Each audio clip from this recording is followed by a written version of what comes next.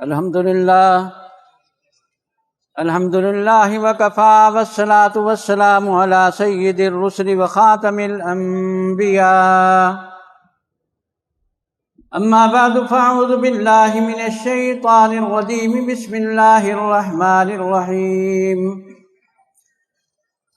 والسابقون الأولون من المهاجرين والأنصار والذين اتبعوهم بإحسان رضي الله عنهم ورضوا عنه وأعد لهم جنات تجري تحتها الأنهار خالدين فيها أبدا ذلك الفوز العظيم. صدق الله العظيم وبلغنا رسوله النبي الكريم ونحن على ذلك لمن الشاهدين والشاكرين والحمد لله رب العالمين. رب اشرح لي صدري ويسر لي أمري واحلل عقدة من لساني يفقهوا قولي. رب زدني علما وارزقني فهما. سبحانك لا علم لنا إلا ما علمتنا إنك أنت العليم الحكيم. اللهم صل على سيدنا ومولانا محمد وعلى آل سيدنا ومولانا محمد وبارك وسلم صلاة تكون للنجاة وسيلة ولعلو الدرجات كفيلة. صلاة تحل بها العقد وتفرج بها الكرب. قابل احترام علماء کرام اور معزز حاضرین، اعتماد علی السلف کے بارے میں نے یہ آیت کریمہ پڑھی ہے کہ اس امت کے سب سے بڑے اصناف صحابہ کرام ہیں، مہاجرین اور انصار. اللہ تبارک و تعالی فرماتے ہیں کہ وہ اور جو ان کی اتباع کریں گے، والذین اتبعوہم بإحسان، کہ احسان کے اندر ان کی اتباع کریں گے تو اللہ تبارک و تعالی ان سے راضی ہو جائیں گے. والذین اتبعوہم بإحسان، اس آیت کریمہ میں صحابہ کرام اور تابعین اور ان کے بعد ایک تفسیر کے مطابق قیامت تک جو بھی اتباع کرنے والے ہیں وہ اس کے اندر داخل ہیں. معلوم یہ ہوا کہ اللہ تبارک و تعالیٰ کی رضامندی جس طرح صحابہ کرام مہاجرین اور انصار کو حاصل ہے، اگر آج بھی ہم اللہ کی رضا حاصل کرنا چاہیں تو انہی کی اتباع کے اندر جو ہے وہ یہ رضا حاصل ہوگی. اور یہ دین ہم تک سلسلہ وار چلا آ رہا ہے.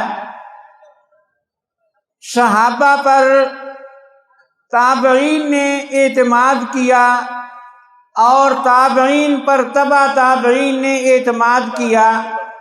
قرآن پاک کے الفاظ اور حدیث پاک کے جو الفاظ ہم تک پہنچے ہیں تواتر کے ساتھ، یہ اسی اعتماد کا نتیجہ ہے. اگر اعتماد صحابہ کرام پہ اور اکابر پہ نہ رہے تو پھر جو ہے وہ دین کی شکل ہی بگڑ جاتی ہے.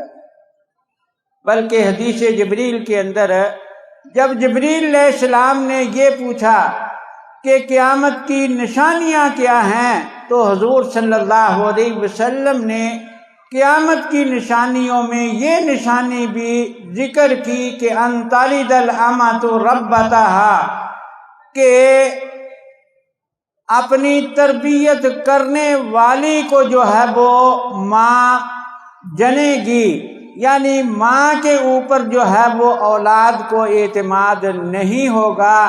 وہ یہ کہیں گے کہ تمہیں تو عقل ہی نہیں آئی اور یہی بات جو ہے وہ اب فتنوں کا سبب بن رہی ہے۔ حضور نے اس کو قیامت کی نشانی بتایا، اور قیامت اسے کہتے ہیں کہ آسمان و زمین سب کا نظام جو ہے وہ سارے کا سارا ختم ہو جائے۔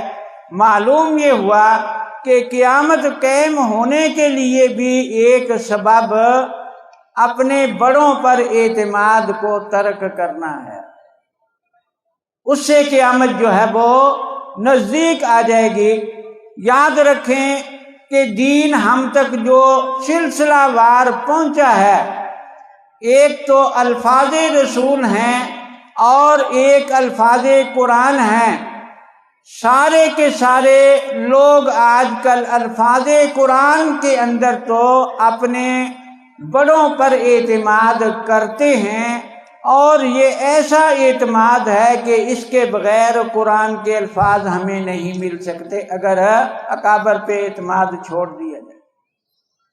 حدیث کے الفاظ جو ہیں، یہاں جو بخاری شریف ختم ہو رہی ہے، یہ بھی تواتر کے ساتھ ہم تک حدیث پہنچی ہے، اور اس کی سند اگرچہ قرآن کے برابر تو نہیں ہے، قرآن سے کم ہے، لیکن یہاں بخاری ختم کرنے والوں کا سلسلہ جو ہے وہ آج بھی حضور صلی اللہ علیہ وسلم کے ساتھ ملتا ہے۔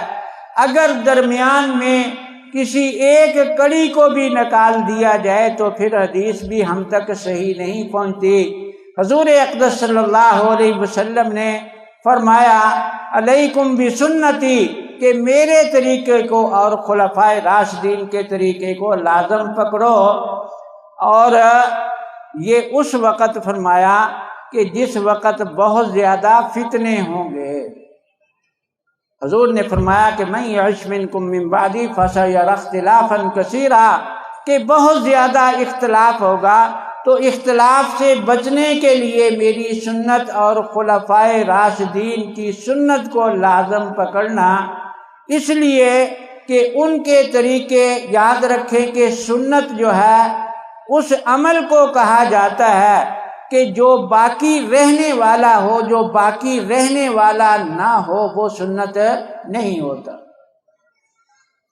جاری رہنے والا عمل، الطریقۃ المسلوکۃ فی الدین من غیر افتراض ولا وجوب، یہ سنت کی تعریف کی ہے سید میر شریف نے بھی اور دوسرے حضرات نے بھی۔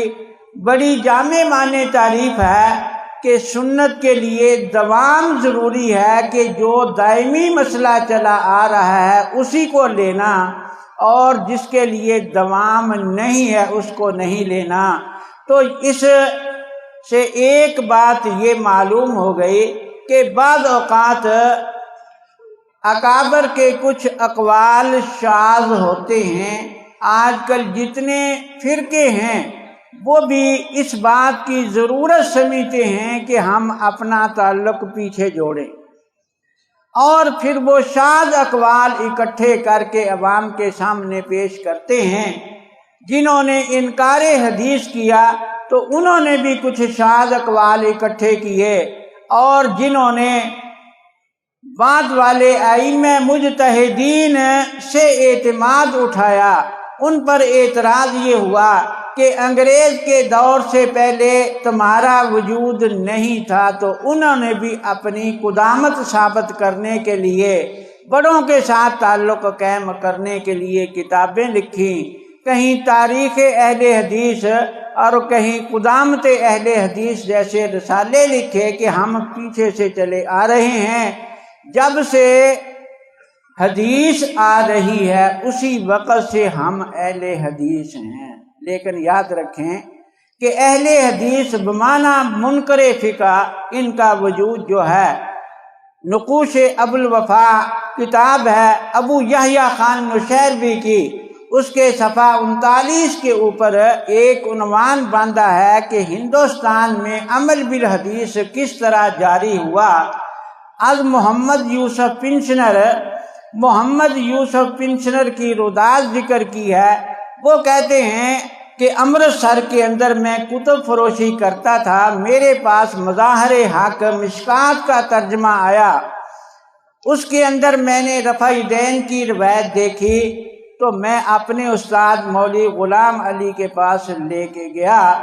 میں نے کہا کہ استاد جی یہ حدیث حضور کی ہے یا نہیں؟ انہوں نے کہا کہ حضور کی حدیث ہے۔ میں نے کہا پھر آپ عمل کیوں نہیں کرتے؟ تو انہوں نے کہا کہ اس حدیث کو امام شافعی نے لیا ہے، ہمارے امام ابو حنیفہ رحمہ اللہ نے نہیں لیا۔ کہتا ہے کہ میری تسلی نہ ہوئی۔ میں نے یہ کہا کہ یہ کوئی اللہ کے نبی کا فیصلہ ہے کہ ایک امام عمل کرے دوسرا امام عمل نہ کرے؟ تو میرے استاد نے مجھے مسجد سے نکال دیا۔